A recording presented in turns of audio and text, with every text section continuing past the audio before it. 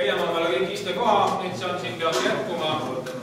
Kartame ennast kohvi ja koogiga. Kohvi ja koogi võtame kaasa, kui on vaja. Eraldi kohvipausi me ei tee.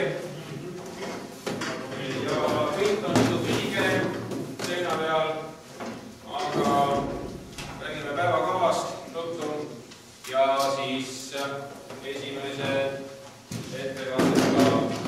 Kõigepealt kõigile tere tulemast Läänemaa Arenduskeskusesse. Mina olen Neeme Suur, Läänemaa Arenduskeskuse juhataja ja me nüüd istume küll klassimeetodil siin tegelikult. Ümarlaud oleks kujunenud nagu väga suureks ümarlauds. Aga mul on selline ettepanek, et teeme kärmelt ka kõigepealt ära tutvustusringi, et me teaksime, kes on kohal ja saaksime sellega arvestada, kes meie auditoorium on. Mina täna otsa lahti, Neeme Suur, Läänemaa Arenduskeskuse juhataja. Ja paluks Muutamaiste Keskkonnainvesteeringute Keskuse Läänemaa esindaja.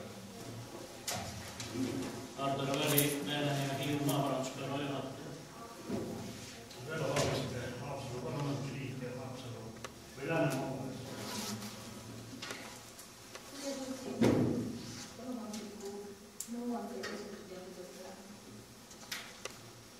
Siim Lotman, Pärandkooliste Kaitseliit.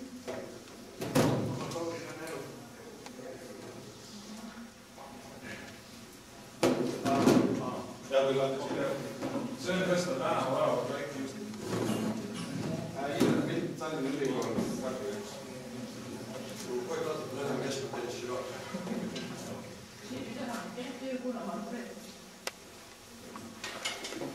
Pension, Anila vallavanem Pärnu omavalitsusliit.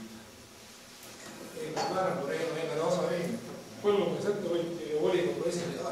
Kuulame Taamas. Kalev Reinhold, Tallinna Tehnikakõrgkool, olen õppejõud ja Spinno koordinaator teaduskonnas, transporditeaduskonnas. Henno Lend, Tehnikakõrgkool samuti. Einar Eiland, kõnealused see, mis täna siin käsitleeritakse, selle materjali või projekti juht. Siia poole veidi. Rando Värgik, Eesti Maaülikool, majandussotsiaaliste direktor.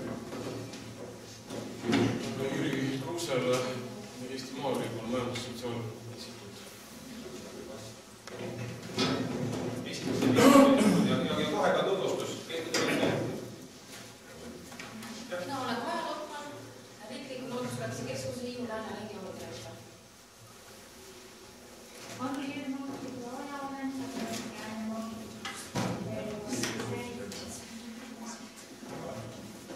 Kalle Saar, Nõva vallavanem.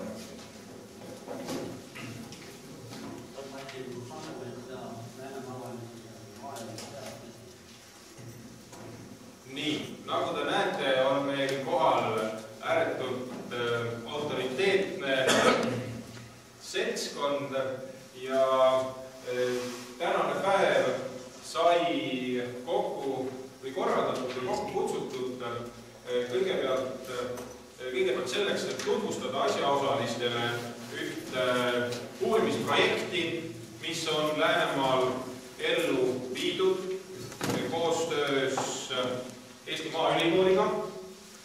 Teiseks vaadata pisut otsa meie maaelu arengu problemaatikale, ka nüüd uue maaelu arengukava arengustrateegia tingimustes ja vaadata, mida on siis maaelu arengu valdkonnas juhtunud, millised toimingud nagu on meil riigi poolt väga hästi garanteeritud, millised võib-olla väga hästi ei ole ja kuidas selle kõigega edasi minna. Kuivõrd jutt on maamajandusest üldse, maaelust ja maamajandusest, siis on ka, nagu teise kuulsite, esindatud valdkondade ring väga lai. Meil on külaliikumise esindajaid, ettevõtjaid,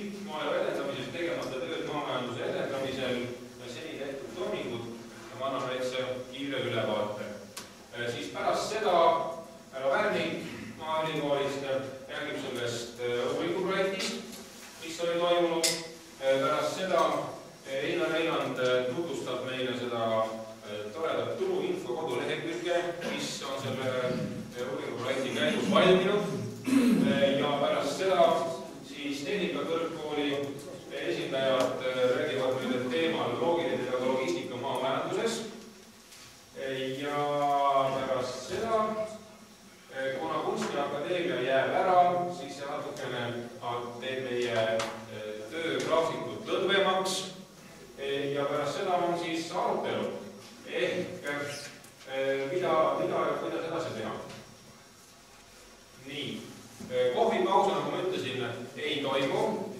Igaüks võtab ise kohvi, võtab saia, siis 12, 1, 2. Siiski me teeme vahepeal ühe pausi, tehnilise teeninduse pausi. Tehnilise teeninduse ruumid asuvad siin tagapool, kellel on tarve. Ja peaksime lõpetama umbes selle plaani järgi oli siin meil 2:30. Peaksime selle asjad otsas olema. Siis teine on see, mis on meie põhiline eesmärk. Meie põhiline eesmärk on saada ülevaade toimuvast ja planeerida edasisi toiminguid. Kuna tegemist on puhtalt töökoosolekuga, siis ootan kõigilt väga aktiivset osalemist ja soovitan mitte hellitada väga kõrgeid ootusi selle töökoosolekule tulemuse suhtes. See ongi selleks koht, et arutada, kas teema sellisena on üldse toimiv teema, kas me teeme edasi midagi ja kui me teeme, siis midagi. Nii, küsimusi selle koha pealt.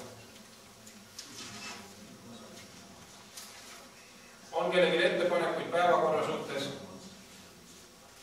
töökorralduse suhtes? Nõus? Tore. Lähme siis edasi. Ups, see on mingi vale asi.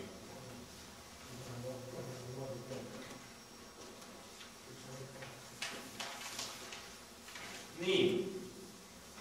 Ja oma sissejuhatava ettekande pealkirjaks panin ma maamajandusliku väiketootmise konkurentsivõime.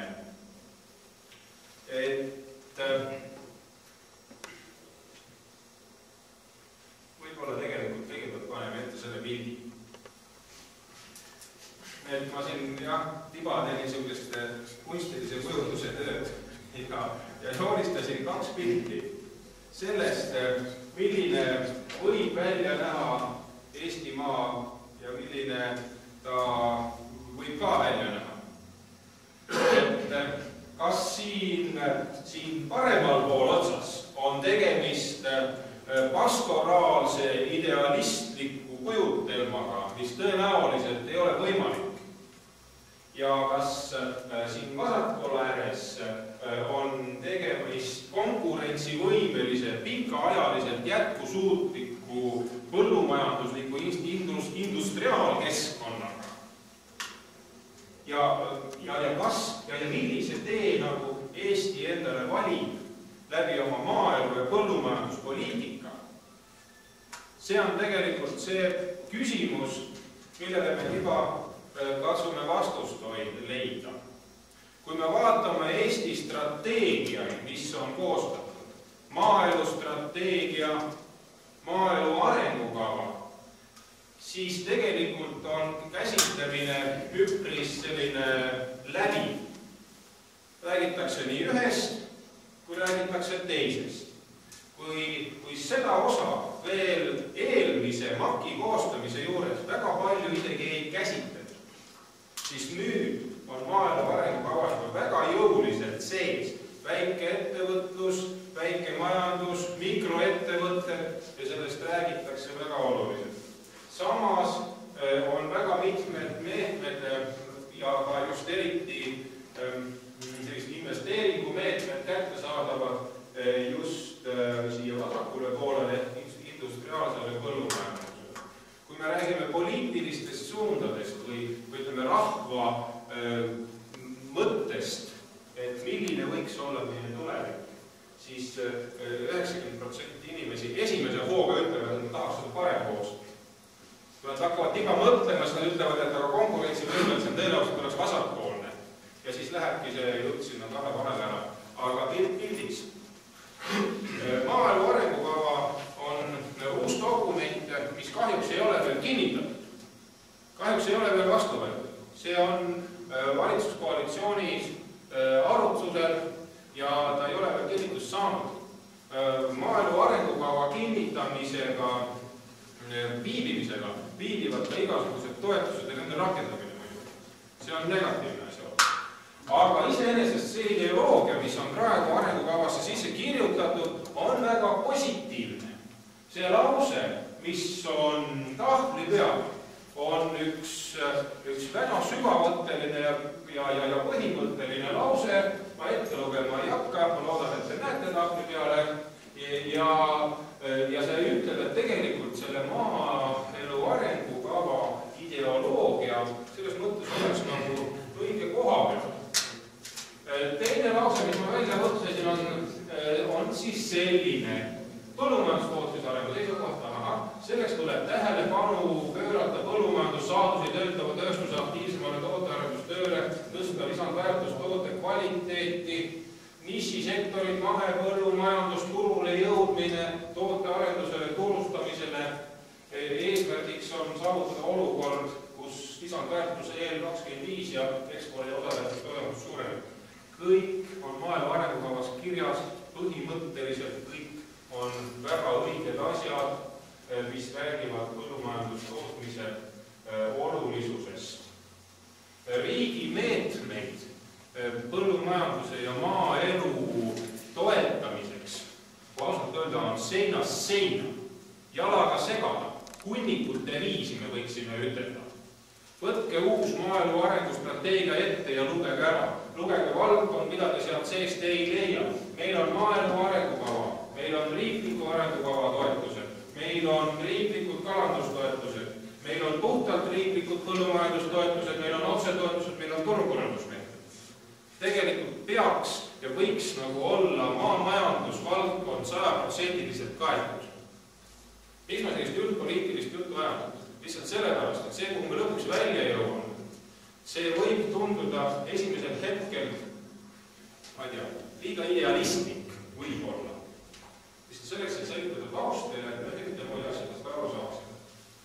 Praegustes meetmetes on kaetud valdkonnad, koolitus, teavitus, nõuanne, noorte alustamine, investeeringud, sealhulgas ka vähetootlikud investeeringud kuni kiviaedade ehitamiseni, sealhulgas investeeringud maamajanduse mitmekesitamiseks, tootearendus, mis on muidugi nii suur, et tõenäoliselt väikselt sealt seest ei toeta, hektari toetused igasuguseid, tavalised hektari toetused, vähem konkurentsivõimeliste piirkondade hektari toetused, ohustatud põhjaveega alade hektari toetused, mis hektari aladel lastakse välja hektari toetused igasuguseid, külade arendamine, liider, loomakasvatustoetused, kalakasvatustoetused, riiklikud reklaamikampaaniad ja rahvuskala konkursi paneme sinna kõige lõpule.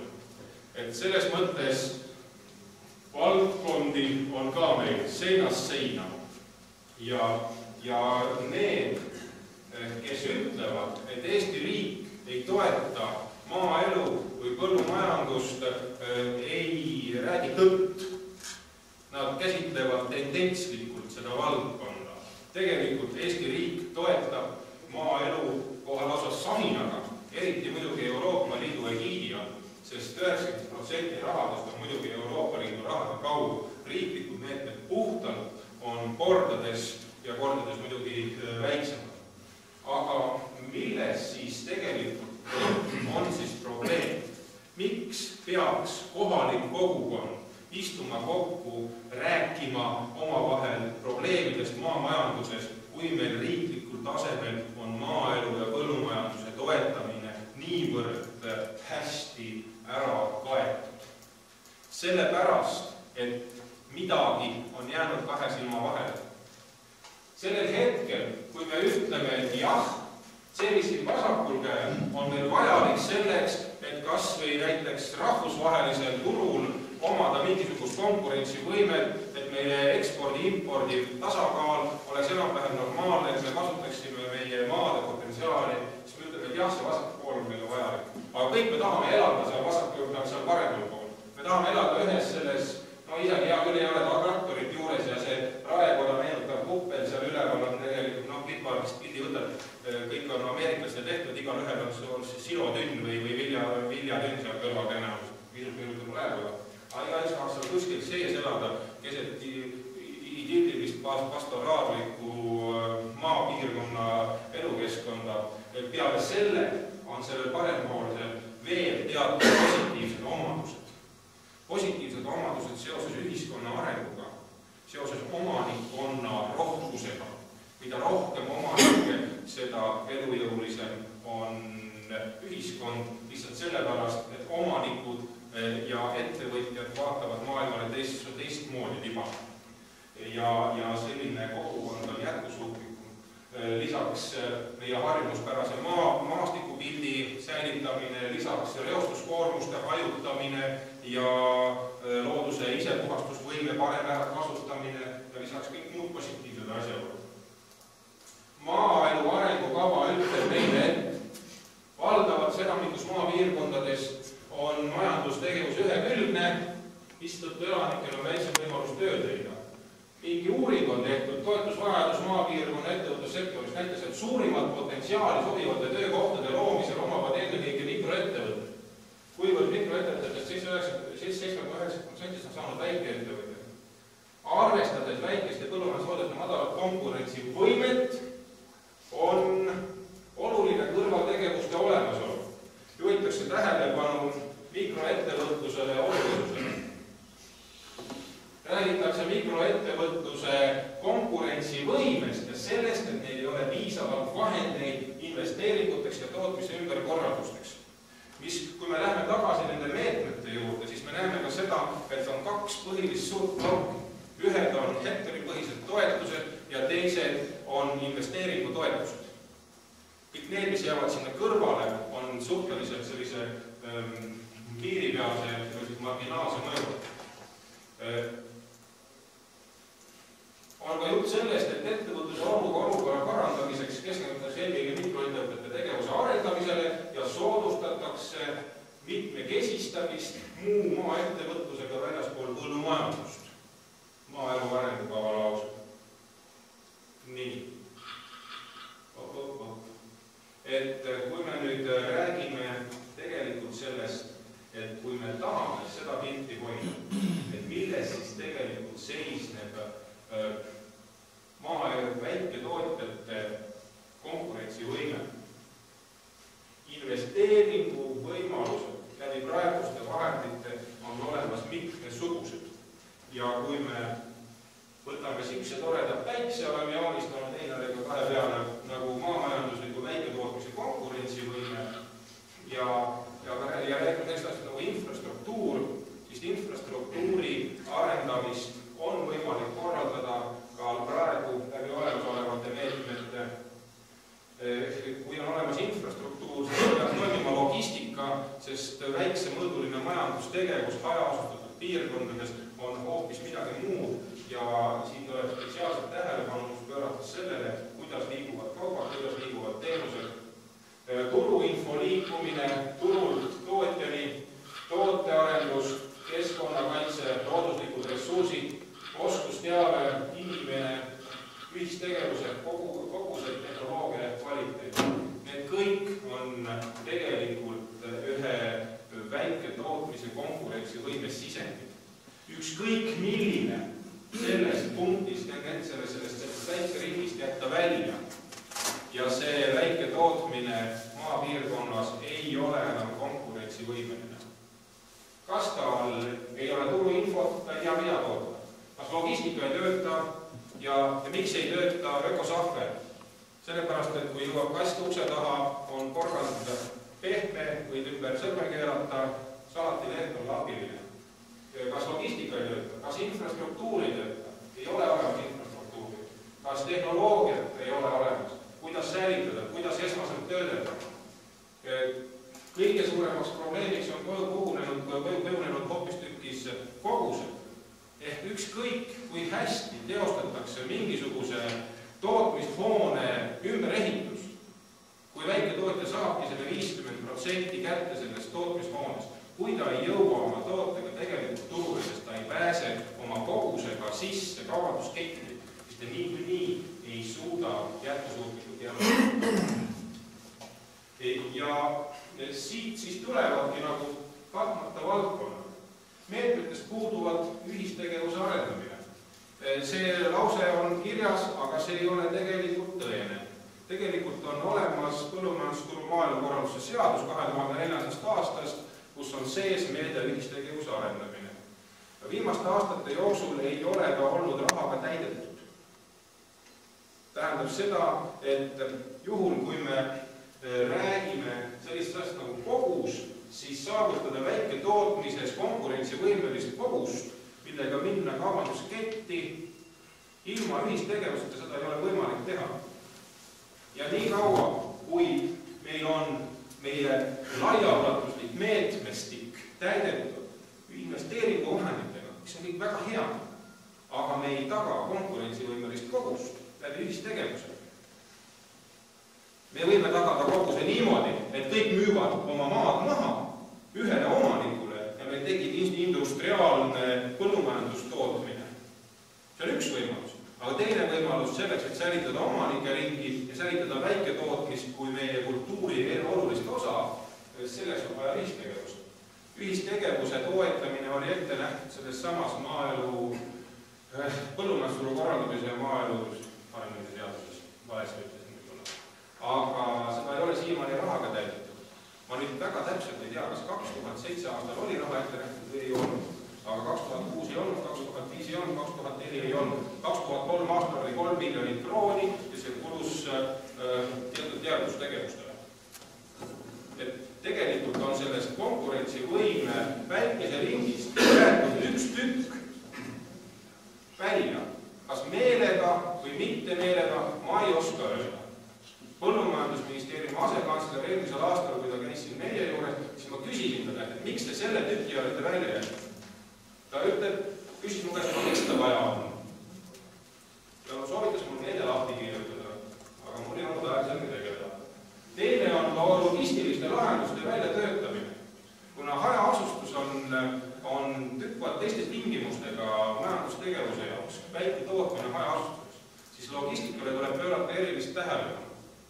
Kui ühes piirkonnas töötavad erinevad töötajad, tootjad, kes ühest poolt peaksid võtma sisse turuinfot, ühelt poolt peaksid võtma sisse arendusinfot, toetustest infot, teiselt poolt ja või näiteks võtma ka sisse väetisi, lisavahendeid, mida iganes, teiselt poolt andma välja toodangut, siis selleks, et see logistika töötaks võimalikult efektiivselt, tuleb tegeleda eraldi logistikaga.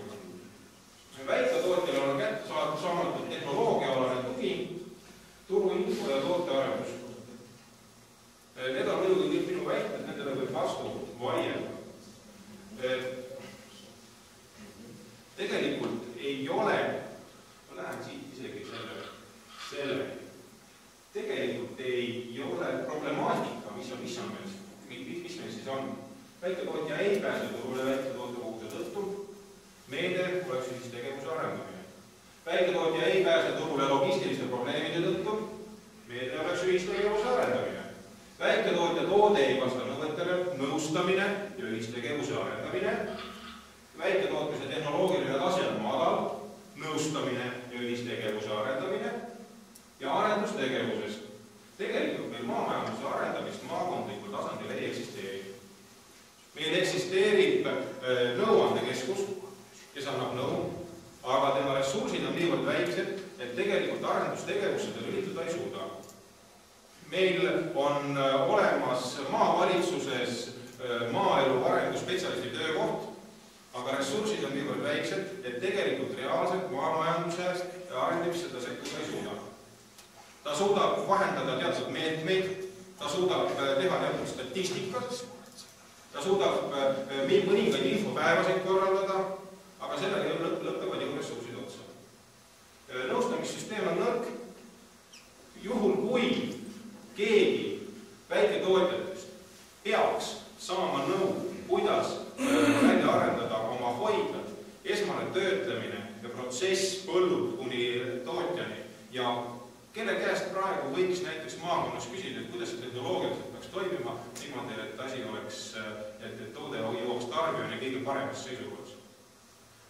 Meil teatud nõuanne toimub üle vabariigi, kus minnakse küsima jänedalt, otsitakse inseneribüroosid Tallinnast, aga lihtsalt lihtne ja kättesaadav see ei ole.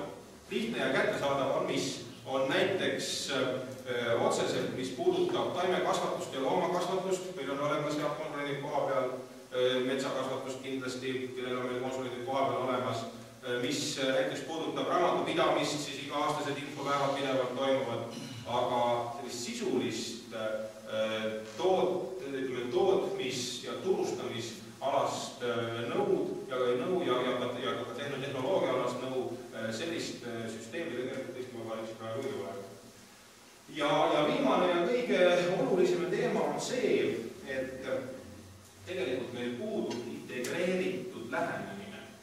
kui me räägime väikeettevõtluse konkurentsivõimest ja me teame, et koolitus, logistika, infrastruktuur, tehnoloogia, kõik nad on üks ring, siis meil ei ole ei maakonnas, ei vabariigis ühtegi sellist institutsiooni, mis tegeleks tegelikult sellise integreeritud lähenemisega, vaataks, mis sellest ringist on kõige nõrgem, kuidas seda lahendada ja maakonna tasandil ammu sellist integreeritud lähenemist keegi ei tee.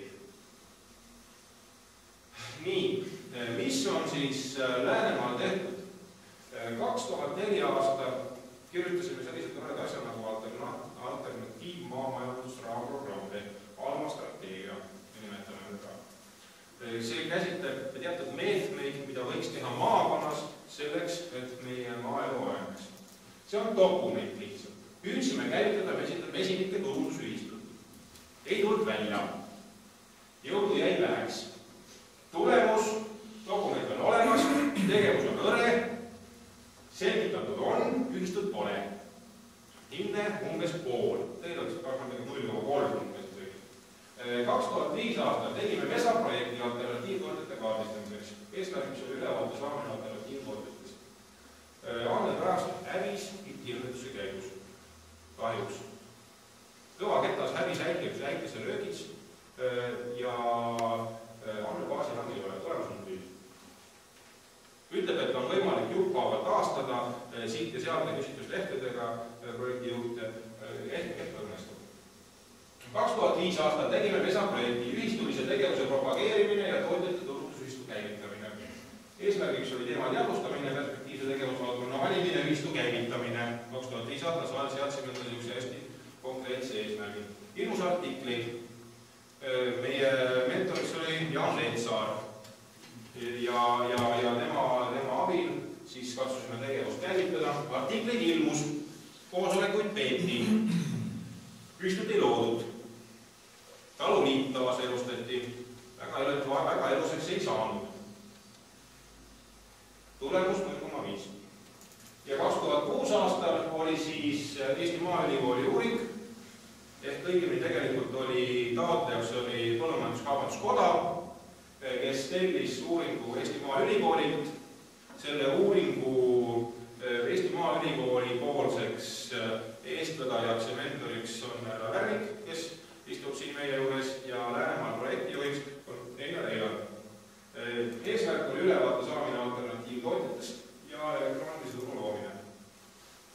Võib öelda, et ülevaade on olemas ja turuinfo kodukas on ka olemas. Ülevaatest räägib teile härra Värnik ja kodukast räägib teile Einar Eilar. Tulemus on 1,0. Ehk selle konkreetse asja eesmärgid on saavutatud. Nagu te näete, protsess on olnud pikaajaline ja äärmiselt visav. Protsessi põhjused seisavad selles, et kuigi meie maaelu toetusmeetmestik on ääretult mitmekülgne, siis tänu sellele, et meil tegelikult puudub selline terviknägemus, integreeritud strateegia, integreeritud lähenemine, siis teatud elemendid on jäänud tahaplaanile ja need samad teatud elemendid takistavad tegelikult maaelu arengut. Samal ajal, kui meie tubli põllumajandusminister istub kuskil Saksamaal toidumessil, räägib hapukurgist ja kanast, samal ajal kukuvad meil väiketootjad pidevalt tagant ära, sellepärast, et nad ei suuda turustada oma kohalikku kaupa kohalikul turul, ei maakondlikul turul ja ammugi veel riiklikul turul. Sellepärast, et nad ei suuda minna sisse kaubandusketti. Kui ma küsin meestega, miks te siis ühistut ei tee? Tehke ühistu, pange meeste peale kokku ja garanteerite selle 10 tonni iga nädal ja läheb auto iga nädal. Aga kus see nüüd ühistu? Et tegelikult peaks ikkagi olema riigipoolne tugi selleks, et tuua mehed uuesti kokku, näidata neile, et nii on võimalik. Ja kui nad näevad, et see asi toimib, siis lasta nad lahti, see oleks üks riiklik meede. Kui terve see ring on enam-vähem kaetud, meetmeid on veel jalaga segased. Aga kui 1 või 2 asja sellest ringist ära jäävad, siis süsteem ei toimi. Ja samal ajal, kui põllumajandusminister reklaamib kala, samal ajal kukkuvad need või kama, samal ajal kukkuvad väiketootjad ja mahetootjad tagant ära. Sellepärast, et lihtsalt ei saa hakkama. Nii, mis saab edasi? ülesanded oleksid meil käivitada väiketootjate ühistuline tegevus Läänemaal, tagamaks nende pääs turgudele, ligipääs tehnoloogiale, tootearendusele, töötada välja logistilised lahendused toodete informatsiooni liikumiseks ja tagada maamajanduse integreeritud arengustrateegiate koostamine ja elluviimine kohalikul ja maakondlikul tasandil. Väga lihtne. Me oleme katsunud seda teed 3 aastat käia. Kõige esimene ja kõige konkreetsem reaalne tulem on nüüd seoses selle maaülikooli uuringuprojektiga. Ja see on ka alles uuringu tasandil. Hea, et küsite ja peksa ei saanud, kui nad tulid küsima, et kuidas sul läheb. Küsite, et aga kui sa 5 aastat tagasi olid siis, kui ma otsustasin põllupidamisest loobuda. Et tegelikult neid muresid ja hädasid, mis tuli kaela, on väga palju. Miks see kõik on seotud külaeluga? Sellepärast, et ükskõik kui hea on sotsiaalkeskkond, kui ei ole võimalik sissetuleku hankimisest koha pealt, sellisel juhul läheb inimene minema. Sellepärast on väike ettevõtlus maamajanduses külaelu ja külaarenguga väga tihedalt seotud. Miks ta on seotud keskkonnaga? Sellepärast, et väike ettevõtlus maamajanduses kõigepealt hajutab keskkonnariske, teiseks teenib otseselt näiteks poollooduslike koosluste hooldamise huve ja säilitab meie harjunud keskkonda, harjunud maastikupilti. Sellepärast istuvad need inimesed täna siin kõik saalis. Miks on kohalikule omavalitsusele oluline? Sellepärast, et meie Läänemaa kohalikest omavalitsustest on 28 000 inimest, nendest 12 000 elab linnas, ülejäänud elavad maal, meil on 12 omavalitsust, 12 omavalitsusest 7 on elanike arv 1000 kui alla selle. Me oleme 100% hajaasustatud. Võtame linnad välja, siis meie keskmine elanikkonna tihedus ruutkilomeetril on 4,3. Geograafiaõpikust mäletan, Saharas oli 4,5. Meil on tiba pisem kui Sahara kõrbes on. Aga meil ei ole kõrbed, meil on sood ja rabad, mis on meile muidugi suur õnn, et meil on. Ükskord me hakkame neid väärtustama. Nii, aga sellega oli sissejuhatus minu poolt tehtud. Miks me siin oleme, mida me räägime, järgmised ettekandjad on juba sellest konkreetsest uuringuprojektist, härra Värmik ja härra Eiland, aga praegu palun kommentaare. Ma olen nüüd rääkinud pool tundi lausteksti. Ma tahaks natukese parandada, et te ütlesite siin väga ilusti välja, et jah, et see Läänemaa asustus on nagu takistavaks. Tegelikult on sedasi, et kui nüüd vaadata teisest seisukohast, et kui need sood ja rabad, kus tegelikku asustust nagu ei ole, nagu sellest asustust, kuidas öelda, piirkonnast välja, siis tegelikult see Läänemaa õre asustus nii väga õre ei ole. Et see nagu kompenseerib tegelikult, et head mitmetest majandusuuringutest ja nii edasi läbi jooksnud, aga paraku, kui see tädi, eks ole, kes ülikoolis on, võtab Eesti kaardi ette, võtab seal pindala, eks ole, palju Läänemaal on, siis ta tõesti on sedasi, aga ta ei näe tegelikult seda, kuidas öelda, neid soode ja rabade pindalasid kõrval, eks ole. See tähendab seda, et 85% Läänemaa elanikkonnast on koondunud 2 koridori. Üks on Risti-Haapsalu koridor, teine on Risti-Virtsu koridor. See on ka näiteks omapära muidugi võrreldes teiste maakondadega, kui seda näiteks Lääne-Virumaal ringi. Selline hea kruusateede võrk ja sellised vanad mõisad ja vanad asuvad seal keskel. Selline täitsa maastikupild seal. Meil tähed asfalt teevad kõrvale kohe on Eesti silda vaja. Ringile tagasi, mis iganes. Mina mõtlesin öelda, et minu mõttes jõudsid oma jutuga praegu selle kõige põnevale maa peale. Et just see ka, mis ilmselt põllumajandusministeeriumi kantsleris ütles, et mida siis selle ühistegevuse meetme on näha, et kindlasti sa oled ise tegelikult mõelnud selle peale.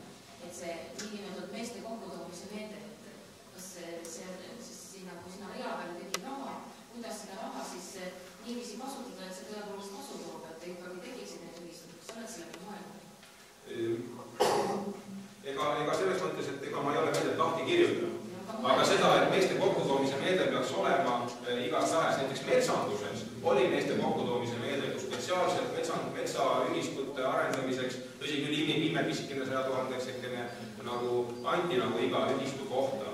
Ega peale selle, et me räägime kokkutoomisest ja ühistegevusest, siis väikeettevõtluse suhtes kaks kõige suuremat kohta, mis on kõige kitsamad kohad, ongi turundus ja ühistegevus. Ka turundusmeede tegelikult on olnud nõrk.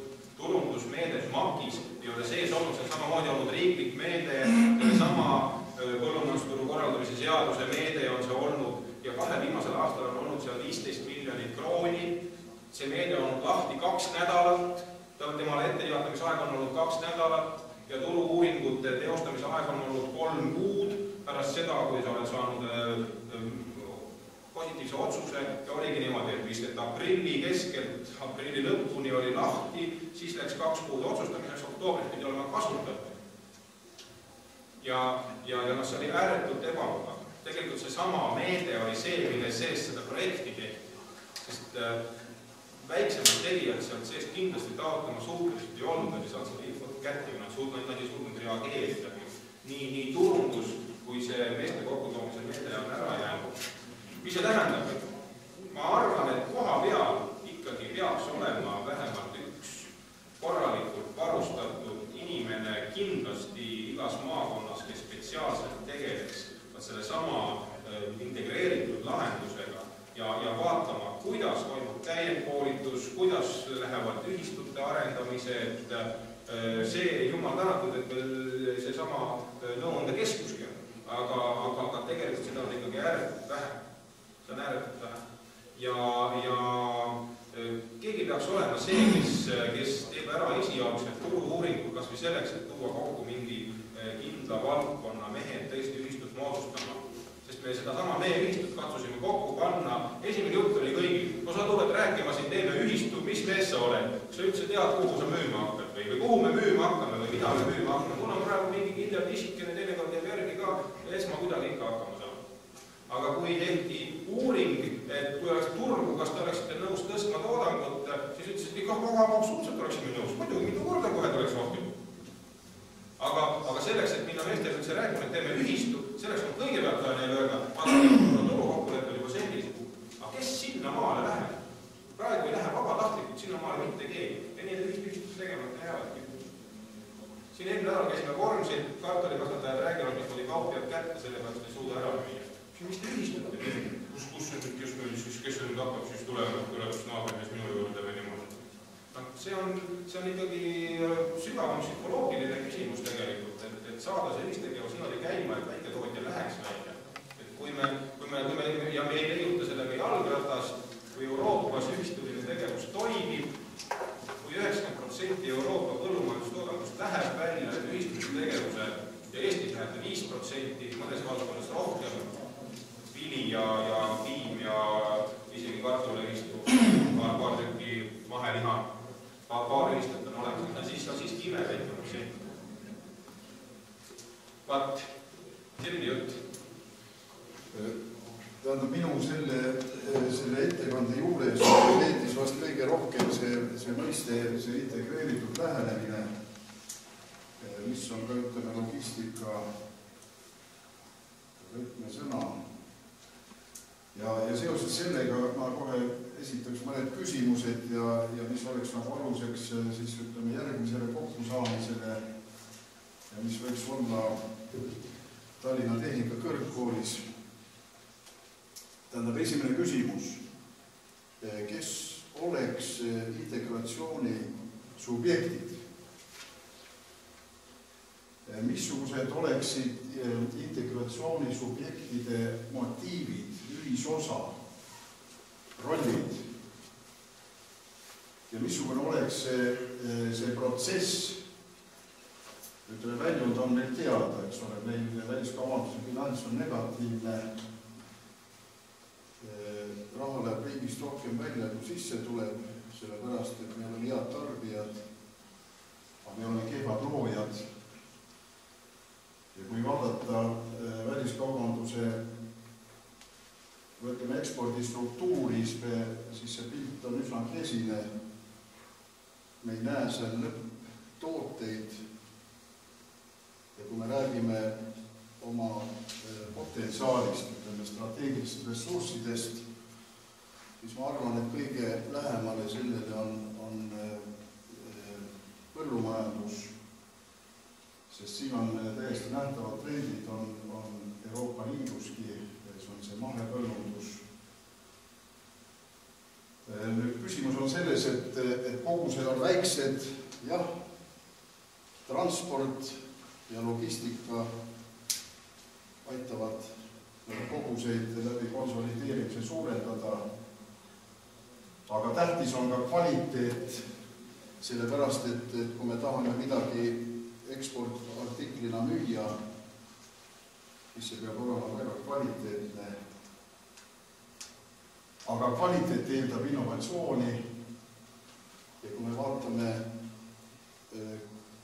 Eesti innovatsioonivõimekust ükskõik mis tasandil, siis see on muret tekitav. Selles mõttes siia tuleks ka selline mõiste lisada nagu innovatsioon.